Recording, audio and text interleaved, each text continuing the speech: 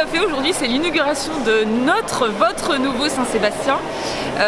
On a revu toute l'identité visuelle du centre, l'architecture du centre, essentiellement en refaisant tous les faux plafonds, l'éclairage, les peintures partout.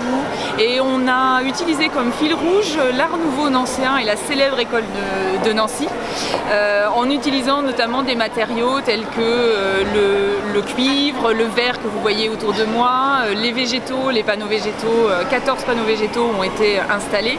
Les sols également très clairs et retravaillés avec des motifs art nouveau. Tout un nouvel univers pour satisfaire les Nancéens et nos commerçants sans qui rien ne pourrait se passer. Effectivement, c'était un challenge, vous avez bien raison de le souligner, parce que c'est un centre pour lequel les Nancéens avaient un affect important.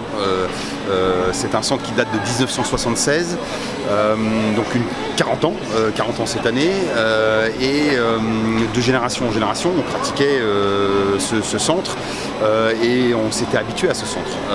Mais le groupe Emerson, effectivement, sentait que c'était le moment venu d'investir pour le préparer aux 40 prochaines années finalement. Et le challenge, il est là.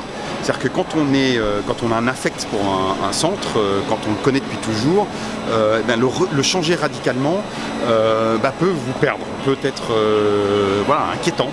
Et donc il a fallu qu'on soit très attentif à conserver le lien et l'affect que les Nancéens avaient avec ce centre. Donc ce qu'on a fait, c'est qu'on a agi sur deux facteurs. Un premier facteur qui est un facteur, j'ai envie de dire, rationnel. C'est l'idée que ce centre était un petit peu enfermé sur lui-même, un petit peu sombre, manquait de lumière, avait beaucoup d'éléments qui perturbaient le regard, des jardinières, des garde-corps qui étaient assez occultants, des sols qui étaient un peu grisonnants, vieillissants, etc. Et donc il a fallu vraiment dépoussiérer, nettoyer, enlever du regard tous ces éléments-là. Donc ça, je dirais que c'est vraiment d'un point de vue très, très rationnel, rendre le parcours plus simple, plus lisible, plus visible, percevoir le niveau 2 que l'on voit là, pour encourager les gens de le visiter. Et puis ensuite, il faut parler au cœur, c'est le côté émotionnel. C'est aujourd'hui dans le commerce, il ne suffit pas juste d'aligner des produits dans un centre ou dans une étagère pour les vendre.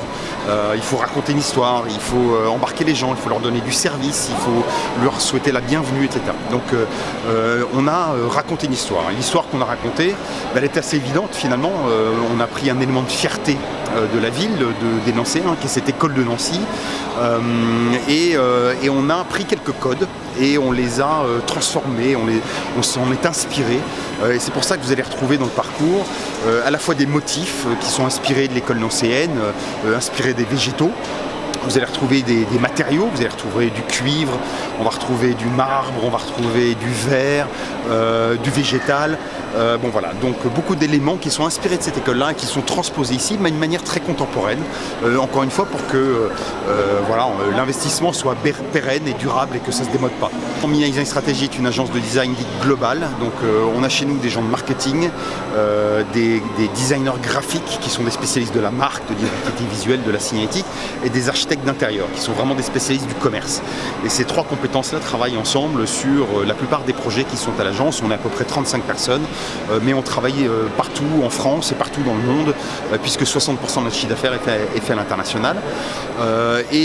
Nos clients, ça peut être à la fois des petits kiosques de 12 mètres carrés qui créent des concepts nationaux ou internationaux qui vont se développer. Ça peut être des supermarchés de quelques centaines de mètres carrés, des hypermarchés de 10 000 ou 15 000 mètres carrés, ou des centres commerciaux comme Saint-Sébastien ou d'autres.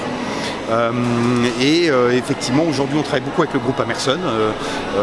On a réalisé il y a quelques années Place des Halles à Strasbourg, la rénovation de Place des Halles à peu près comme celle-ci, qui est une grande réussite d'ailleurs, des clients très satisfaits de la rénovation de Place des Halles.